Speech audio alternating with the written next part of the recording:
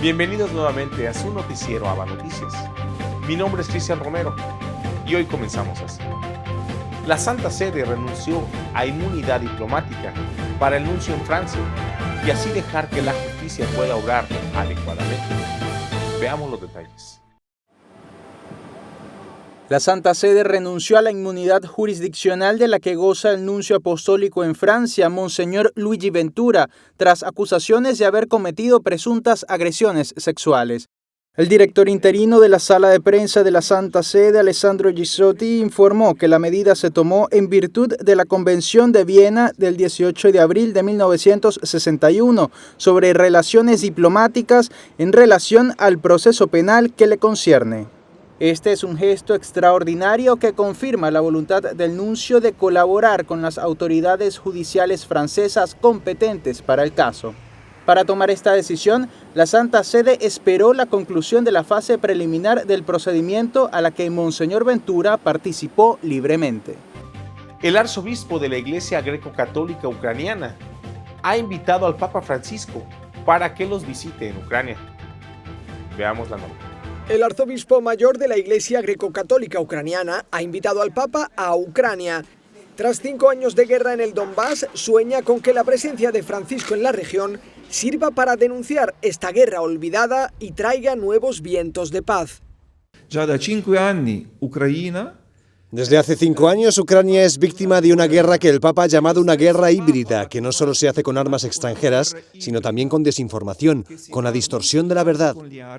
La visita del Santo Padre a Ucrania sería una posibilidad muy elocuente y simbólica de poner fin a esta guerra. Es la opinión de muchos, no solo de los católicos.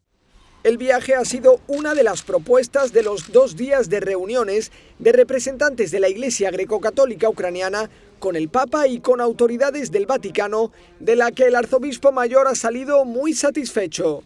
Llegaron con la preocupación sobre el papel de las iglesias católicas orientales y regresan a casa con un proyecto de futuro.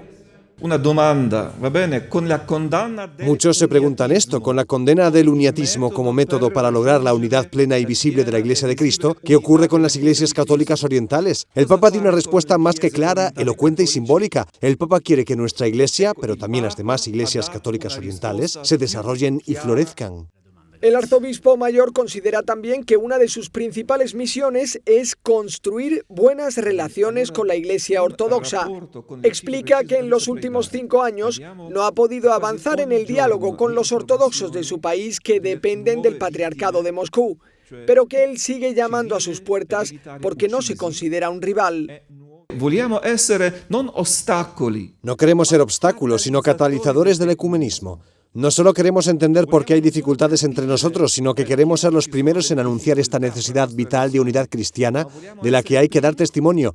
Consideramos que la misión ecuménica forma parte de la identidad de una Iglesia católica oriental.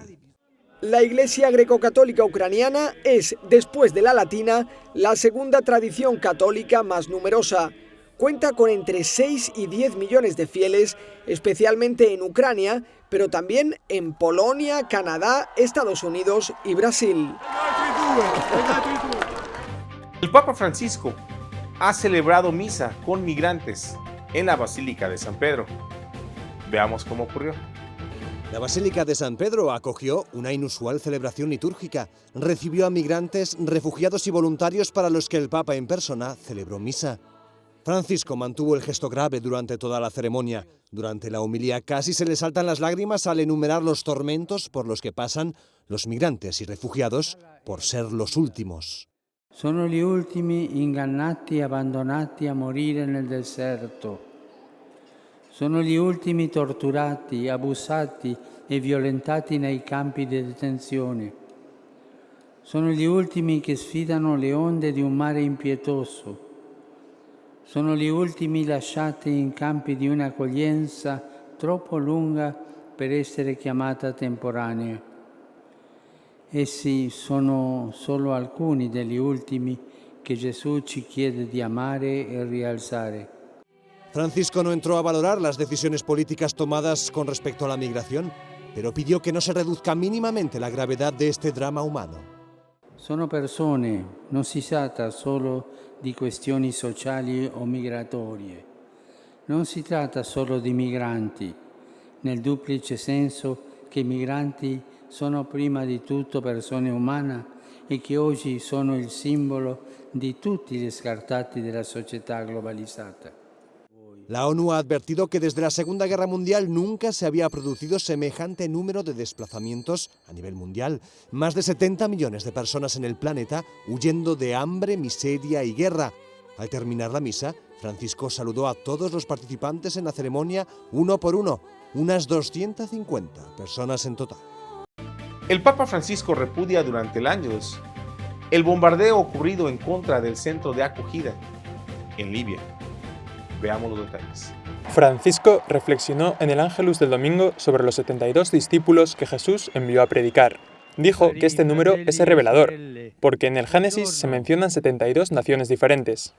Así, este envío simboliza la misión de la Iglesia de proclamar el Evangelio a todos los pueblos. Che la missione si basa sulla preghiera, che è itinerante, non è ferma, è itinerante, che richiede distacco e povertà, che porta pace e guarigione, segni della vicinanza del Regno di Dio, che non è proselitismo, ma annuncio e testimonianza. El Papa recordó que los discípulos regresaron llenos de alegría porque eran conscientes de la llamada de Dios a seguir a su Hijo. Después del Ángelus, el Papa invitó a los cristianos a rezar por los migrantes asesinados en un ataque aéreo a un centro de detención en Libia. También recordó a las víctimas de otros países. La comunità internazionale non può tollerare fatti così gravi. Prego per le vittime. Il Dio della pace accolga i defunti presso di sé e sostenga i feriti. Auspico che siano organizzati in modo esteso e concertato i corridoi umanitari per i migranti più bisognosi. Ricordo anche tutte le vittime delle stragi che recentemente sono state compiute in Afghanistan, Mali, Burkina Faso e Niger. Preghiamo insieme. Según la ONU, los ataques aéreos del 2 de julio en Libia han dejado un saldo de 53 muertos y más de 130 heridos. Entre los muertos había 6 niños. La Iglesia salvadoreña reacciona por los nuevos cambios en las leyes de seguridad. Veamos el reportaje.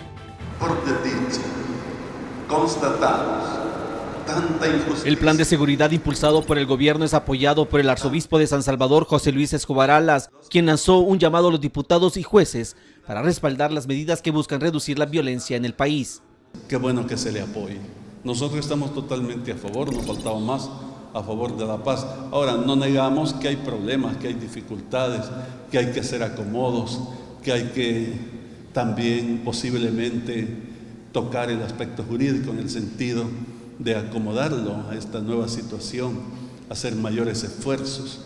Con relación al anteproyecto de ley de reconciliación nacional pendiente en la Asamblea Legislativa, el arzobispo de San Salvador espera que no exista ningún tipo de venganza, más bien que exista una reconciliación y reparación a las víctimas del conflicto armado. Y es que para el arzobispo es urgente que se cumpla con la sentencia de la Corte Suprema de Justicia. Ahora que ya concluye el periodo, están pidiendo este tiempo más a la Sala de lo Constitucional. A mí me parece que está bien, ¿cómo no? Si no se hizo en 2 años, pues ¿cómo se va a hacer en los poquitos días que quedan? Tienen que tomar más tiempo.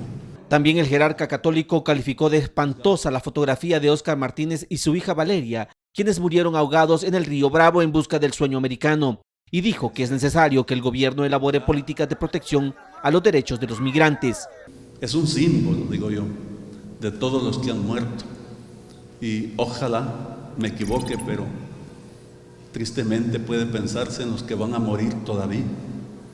Eso no puede ser, no es humano. Tiene que haber disposiciones de parte de los países, de los distintos países que toca la migración. Finalmente, Monseñor Escobar Alas anunció que tras concluir el proceso eclesiástico canónico del sacerdote José Adonai Chicas, fue encontrado culpable de abuso sexual cometido en la parroquia de Zaragoza, por lo que fue separado del estado clerical. Gerardo Hurtado, Cadena Megavisión.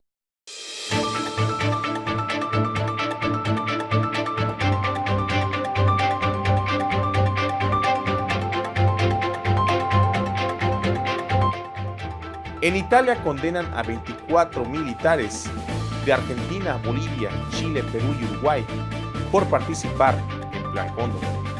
Veamos los detalles. Y la justicia italiana condenó en segunda instancia a 14 militares uruguayos a cadena perpetua por participar en el Plan Cóndor. El fallo llega luego de 20 años de denuncias de múltiples desapariciones forzadas y su sentencia implica a otros países latinoamericanos. El Tribunal de Apelación de Roma condenó a prisión a perpetua a 24 militares de alto rango de Bolivia, Chile, Perú y Uruguay por la desaparición y muerte de una veintena de italianos en el marco del Plan Cóndor. Este fue un mecanismo de coordinación de varias dictaduras sudamericanas en los años 70 y 80 para capturar, detener y asesinar a opositores con el apoyo de Estados Unidos. Entre los sentenciados se encuentran 14 uruguayos, entre ellos Jorge Néstor Trocoli, quien vive en Italia desde el año 2007.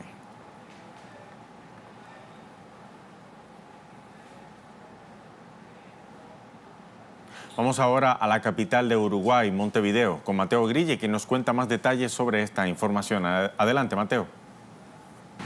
Sí, efectivamente, compañeros, se conoció hace minutos nada más la sentencia definitiva del juicio contra el Plan Cóndor que se llevaba adelante en Italia, en la ciudad de Roma, y que finalmente condenó a cadena perpetua a jerarcas civiles y militares de las últimas dictaduras militares del Cono Sur, o de alguna de ellas. Se trata de los casos de Chile, Bolivia, Perú y Uruguay. 14 de los condenados finalmente son uruguayos y uno de ellos estaba en libertad. Se trata del ex militar Jorge Trocoli, que vivía en Italia desde que en el año 2007 huyó del Uruguay para no enfrentar a la justicia uruguaya. Vivía entonces en libertad en Italia porque también es ciudadano italiano y ahora entonces recibe esta condena de cadena perpetua. El juicio se desarrollaba en Italia porque inicialmente fue un juicio para encontrar a los culpables de 42 desapariciones forzadas de ciudadanos latinoamericanos que tenían ascendencia italiana. Por eso se sustanció allí, en aquel país, este juicio que finalmente tiene estas duras condenas para los causantes de las represiones en el Cono Sur. La ONU emite alerta por el trato tan inhumano que está ocurriendo en los centros de detención contra los migrantes en Estados Unidos. Veamos la nota. Las condiciones en las que permanecen los inmigrantes en algunos centros de detención en Estados Unidos llamó la atención de la alta comisionada de la ONU para los Derechos Humanos, Michelle Bachelet. En un comunicado, Bachelet dijo que está profundamente consternada porque los niños son forzados a dormir en el piso en centros a su máxima capacidad, sin acceso a cuidado médico adecuado o comida. Su posición, sin embargo, se contrapone a la del secretario interino del Departamento de Seguridad Nacional, quien asegura que los reportes que encendieron la polémica sobre condiciones de hacinamiento, al menos en centros de detención en Texas, no tienen fundamento. Hemos hecho muchísimo. Desde el 30 de diciembre, cuando hablamos sobre esto, teníamos 20 proveedores médicos en nuestros centros, en toda la frontera. Hemos construido instalaciones temporales. Estas son mucho más apropiadas, techos altos, más espacio para niños y familias. Bachelet considera que en la mayoría de los casos, los inmigrantes y los refugiados han emprendido viajes peligrosos con sus hijos en busca de protección y dignidad y alejados de la violencia y el hambre. Cuando finalmente creen que han llegado a salvo, pueden encontrarse separados de sus seres queridos y encerrados en condiciones indignas. Esto nunca debería suceder en ninguna parte. El presidente Donald Trump, por su parte, mantiene su posición. Así lo indicó en un tuit horas antes de la reacción de la ONU. En primer lugar, la gente no debería ingresar a nuestro país de manera ilegal solo para que nosotros tengamos que cuidarlos. Deberían permitirnos que nos centremos primero en los ciudadanos de Estados Unidos. La polémica continúa escalando en el Congreso, donde representantes demócratas se reintegran a sus labores y buscan conducir una investigación sobre la situación. En Nicaragua, la policía orteguista asedia capilla que estaba celebrando misa por jóvenes asesinados por paramilitares. Veamos el reportaje.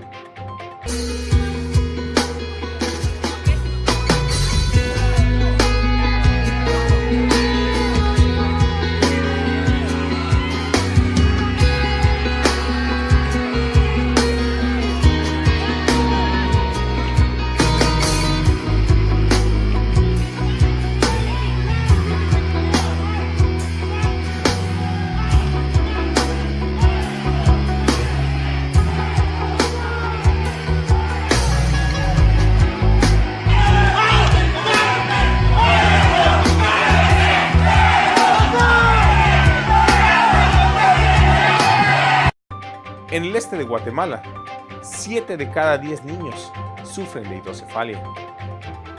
Veamos la nota. La región del occidente es la zona más afectada con casos de hidrocefalia. La pobreza y la ignorancia son algunas de las responsables de esta condición en el país. La desnutrición, falta de consumo de ácido fólico durante el embarazo y control prenatal son otras de las causas que provocan un conjunto de enfermedades que terminan en hidrocefalia. Tienen una estenosis del acueducto de Silvio, se llama, donde pasa el líquido del tercero al cuarto ventrículo, ¿verdad? O pueden presentar una anomalía congénita, ¿verdad? O una espina bífida, una espina oculta, y esto también les puede provocar hidrocefalia, ¿verdad? La hidrocefalia es un aumento anormal de la cantidad de líquido cefalorraquídeo en las cavidades del cerebro, lo cual provoca una hinchazón en la cabeza. Según los registros del Hospital Roosevelt, 7 de cada 10 pacientes con hidrocefalia residen en el occidente del país y muchos mueren por el desinterés de sus familiares. A muchos de los niños que desarrollan la hidrocefalia nunca los llevan a un médico. El cráneo llega a crecer tanto que es imposible que puedan sostenerse. En muchos de los casos, una meningitis es la responsable de la enfermedad y no es hasta que el cráneo está en fase peligrosa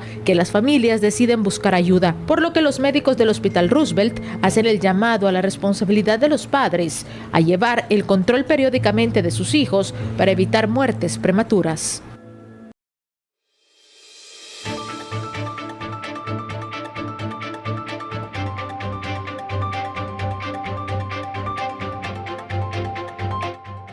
Y en el mundo deportivo les decimos que Brasil se corona campeón de la Copa América.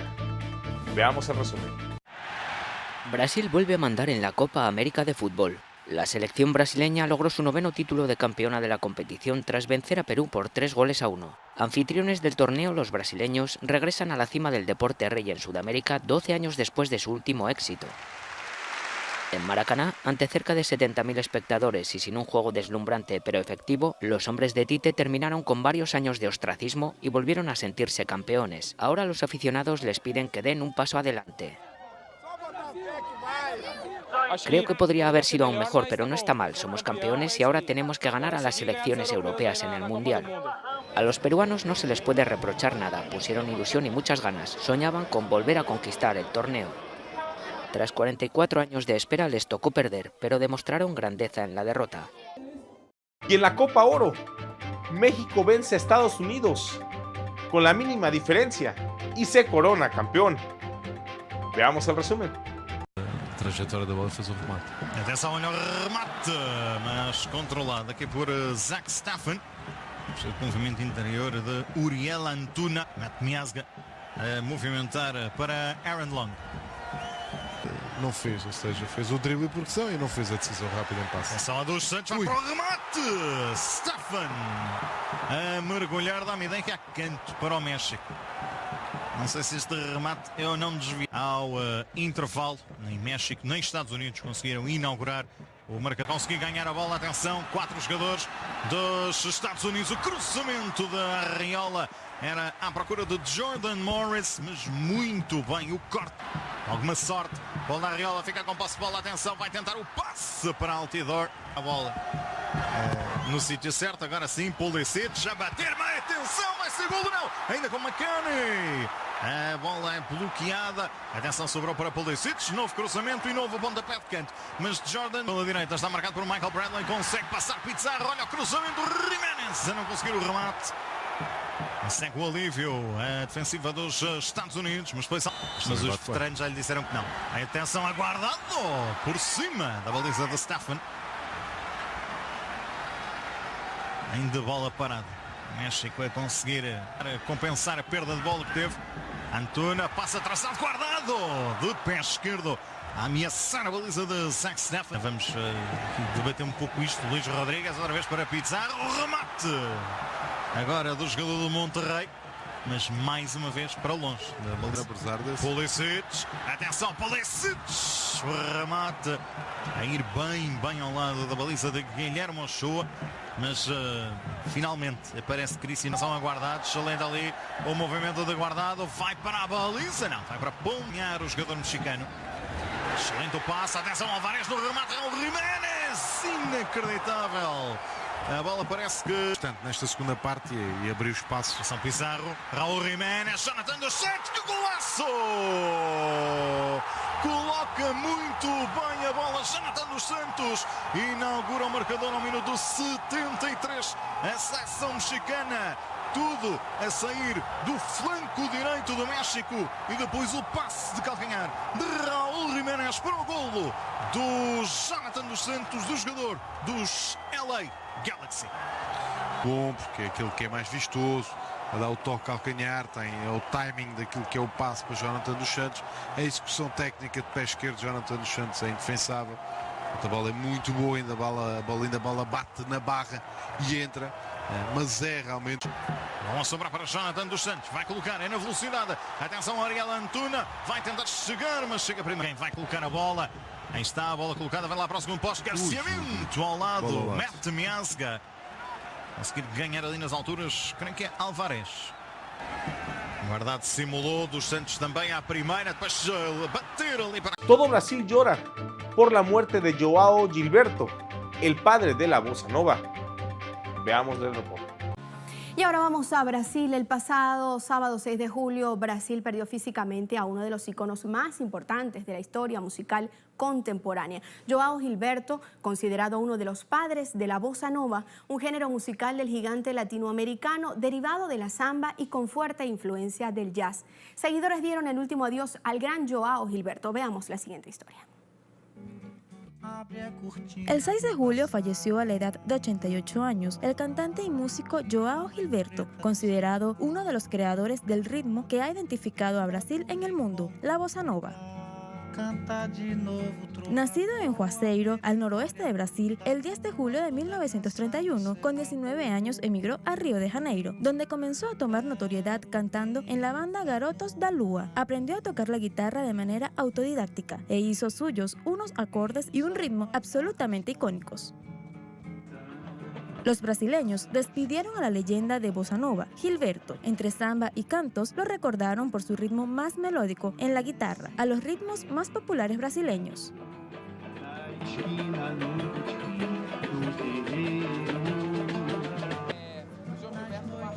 Joao Gilberto ha dejado su huella con su ritmo más melódico en la guitarra.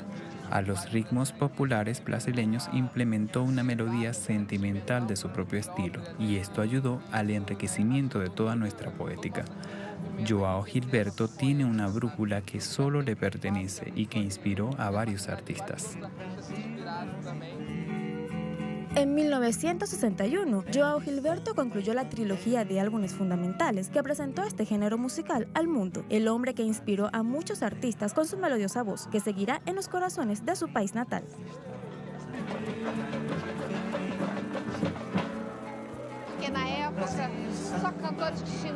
En ese momento todos los cantantes tenían una gran voz, por lo que era muy limitado. Las personas que no tenían una gran voz no podían cantar, y Joao Gilberto, con su maravillosa melodía, su voz aterciopelada, a pesar de tener mucho volumen, creó un nuevo estilo, y se dice que creó bossa nova. Su importancia como cantante fue maravillosa.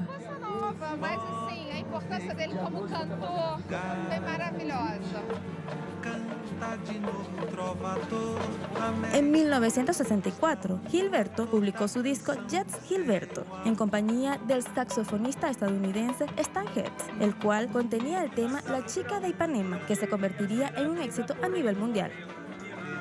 Su legado musical quedará en las nuevas generaciones. Cualquier persona que aprecie la música ama el legado de Joao Gilberto. Los jóvenes, creo que no todos, pero hay un legado, hay un grupo que aprecia y que llevará este legado que dejó. Joao Gilberto fue uno de los músicos más influyentes del siglo XX. Como guitarrista y también como cantante, será recordado como uno de los creadores del bossa nova, fusión entre samba y jazz, que se convirtió en el sonido brasileño.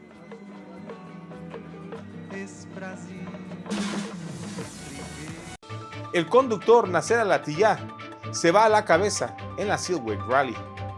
Veamos los detalles. Segunda etapa del Silkway Rally desde el lago Baikal hasta Buratia. Los conductores experimentaron diversos problemas e incluso algunos abandonaron la carrera.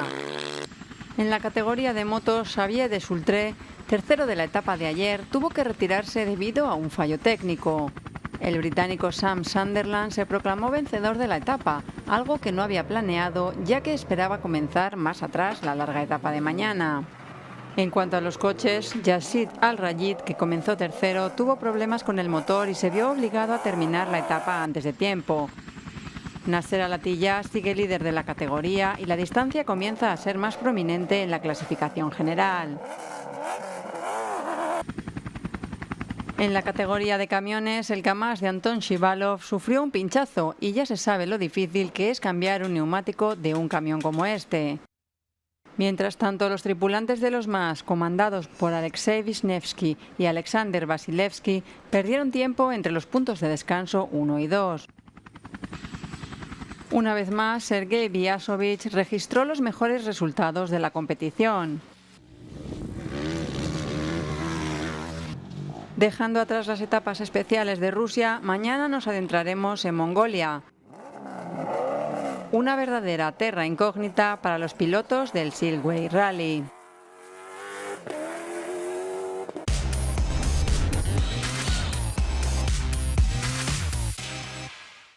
Y con esto hemos llegado al final de su noticiero ABA Noticias. Muchas gracias por su preferencia y continúe con nuestra programación. Ya estamos en Roku TV y Amazon Fire. También déjenos saber cómo vamos en nuestras redes sociales. Muchas gracias. Ahí nos vemos y que Dios les bendiga.